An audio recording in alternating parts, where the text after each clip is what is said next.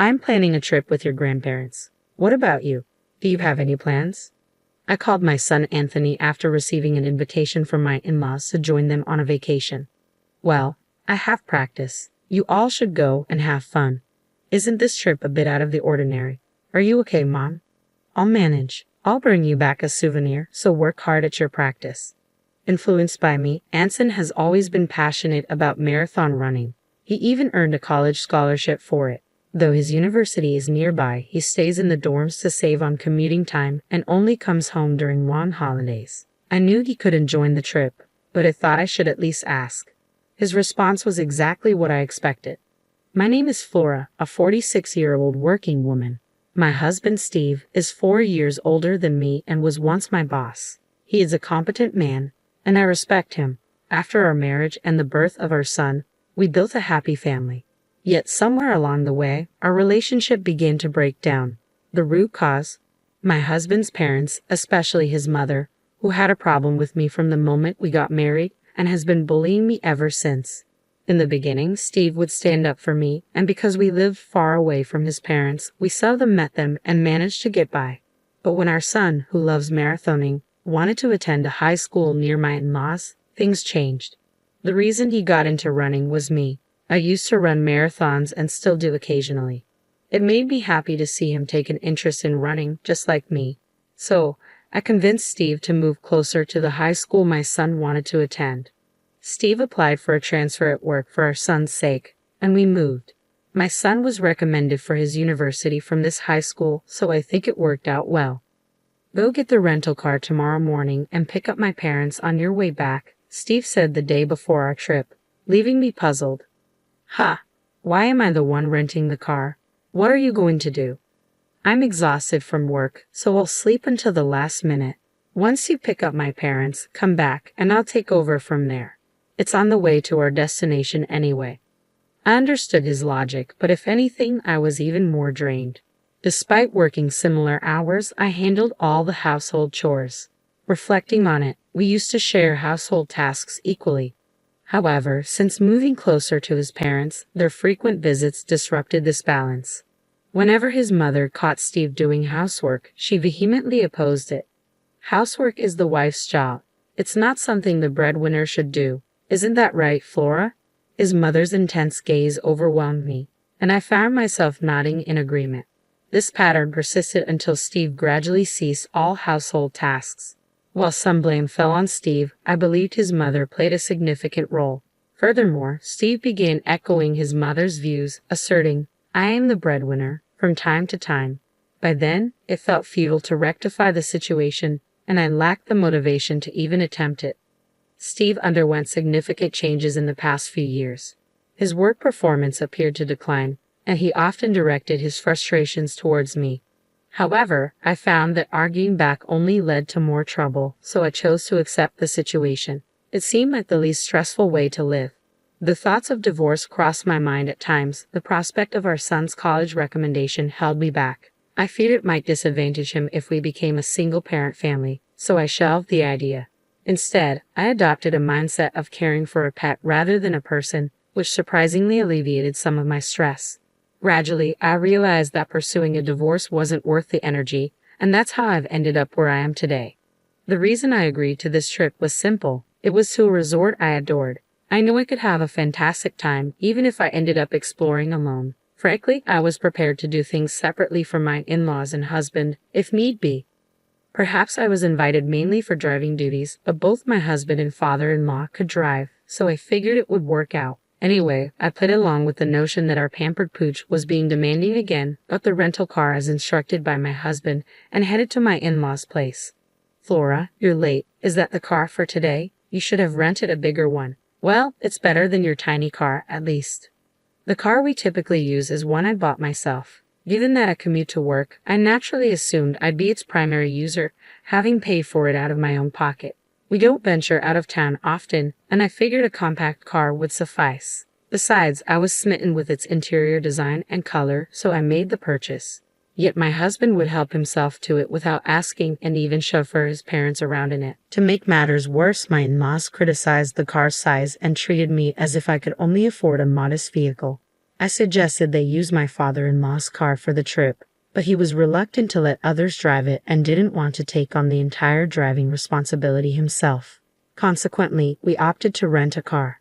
However, I wasn't consulted about any of this. I merely discovered I'd be responsible for picking up the rental car and driving it, with them comfortably settled in the back seat. It left me tempted to suggest they handle their own transportation. To put it simply, they're exhausting. In the end, despite my husband's initial promise to share the driving duties, he slept for the entire journey. My father-in-law refused to drive unless it was his own car, leaving me to navigate the entire trip to our destination. With my husband dozing in the passenger seat, my father-in-law incessantly criticized my driving. He'd nitpick, suggesting turns after it was too late or questioning my decisions at traffic lights. It was nothing but needless stress.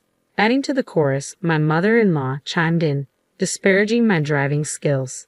I found it particularly irksome to be critiqued by someone who couldn't drive herself, especially when compared to my father-in-law, who had been involved in numerous accidents.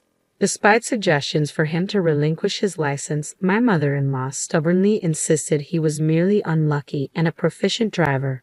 Well, I had no desire to be chauffeured by him anyway. I didn't mind taking the wheel, but I wished they'd refrain from constant interference.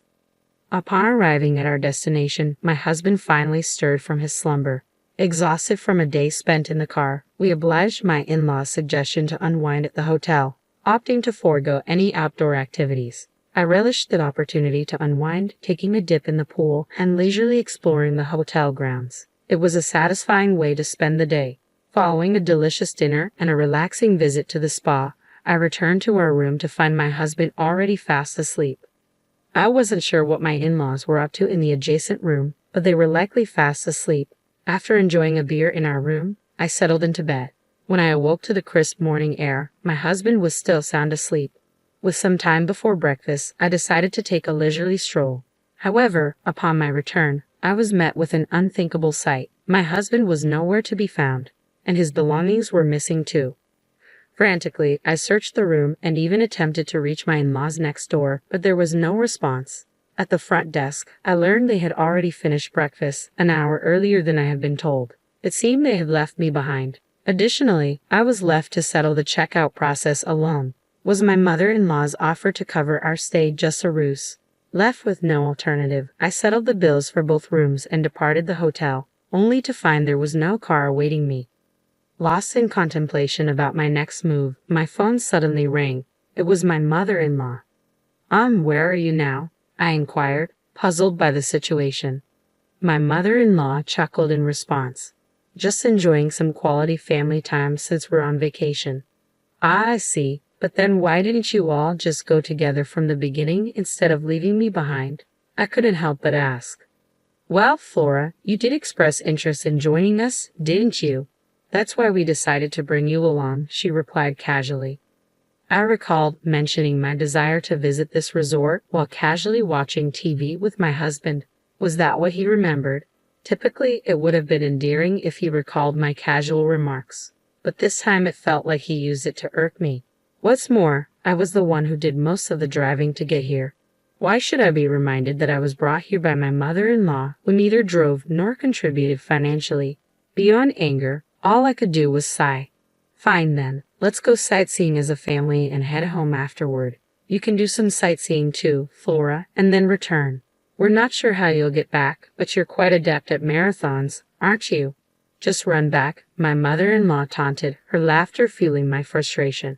"If Steve is driving, put me on speakerphone so he can hear me," I demanded, my anger boiling over. As soon as I made the request, it seemed my mother-in-law transferred the call, and my husband's voice filled the line. "Good morning. You were eager to come here, weren't you? Take it easy today, but remember we have laundry from the trip to tackle. Make sure it's washed by tomorrow morning," he chimed, sounding cheerful. But any warmth I once felt for him had dissipated. "Do your own laundry," I retorted sharply. "Hey, that's not a nice way to speak. As the breadwinner, I'm advising you to relax today. You should be thanking me," he replied. "Oh, the breadwinner. Don't worry, this will be the last time we see each other." "Well, you've mostly seen me asleep," I countered, my tone laced with finality. "What do you mean?" he asked, clearly puzzled. We need to head back home today. There's laundry and house cleaning waiting for us, my husband declared. Yeah, that's exactly why I'm not going back, I responded firmly. What do you mean? His voice quivered with uncertainty. I'm filing for divorce. Remember 6 months ago when you told me you met your soulmate, your childhood friend, and you were planning to marry her? The one who moved back to your hometown after her divorce. I reminded him, feeling a surge of emotion. It had been about 6 months since I confronted my husband, sensing something was amiss, and he confessed. He had reconnected with his childhood friend and believed she was his true love. He wanted to divorce me and marry her to support her and her child as a single mother. He handed me the pre-filled divorce papers, but I couldn't bring myself to agree to end our marriage. We didn't speak for days afterward until he realized he needed my help with household chores. Eventually, he asked me to forget his previous words, but I couldn't simply disregard them, and I began gathering evidence of his infidelity. I found myself pondering whether Steve had orchestrated this trip to win me over. The conversation we had occurred roughly 3 months ago, shortly after I quit my job. As I voiced my thoughts, I could hear the surprise in my in-laws' voices on the other end of the speakerphone. It seemed this was the first they were hearing about their son's job resignation. I remember when you announced you were leaving your job. I expressed concern about finding a new one and disagreed with your reasons, didn't I? I continued, recalling the exchange. You were confident in your abilities and assured me you'd land a new job quickly. Yet here we are, and you've only managed to secure a part-time position. I can't help but wonder when you'll find something more stable. As Steve remained silent while driving, I seized the moment to lay out my thoughts. I've been visualizing you as a dog to cope with the stress, but then I realized I might as well get a real one, I declared firmly. So, I'll be filing the divorce papers. Enjoy your family vacation. My in-laws called out my name in shock, and my husband attempted to say something, but I disconnected the call without a second thought. Opting to make the most of sightseeing before heading home, I explained the situation to my son over the phone. His response was a simple, "I told you so." While his reaction was expected, it felt somewhat lighter than I anticipated, given his prior knowledge of the situation. Upon returning from the trip, I chose not to return home. Instead, I kept mine and my son's belongings in a self-storage unit, prepared for any eventuality. Equipped with only the essentials, I made my way to a real estate agency. The sales representative, with whom I had developed a professional relationship and had shared drinks on several occasions, greeted me warmly.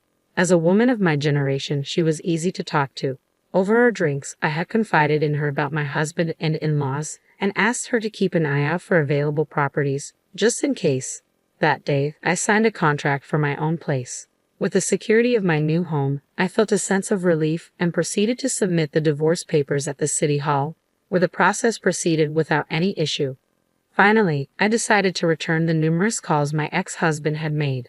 "Hello," I began, my voice steady. "The divorce papers have been accepted. We are now officially strangers." My husband's panicked voice reverberated through the phone. "Are you serious about the divorce? I ended things with her. It's just you now. You didn't like me looking at other women, right? Well, now I'm only focused on you. Please come back without any worries." But his words only elicited disgust from me. "Huh? What are you talking about? I never aimed to please you in the first place. And you didn't end things with her, did you? You were dumped because you couldn't find a job and you had no money, correct?"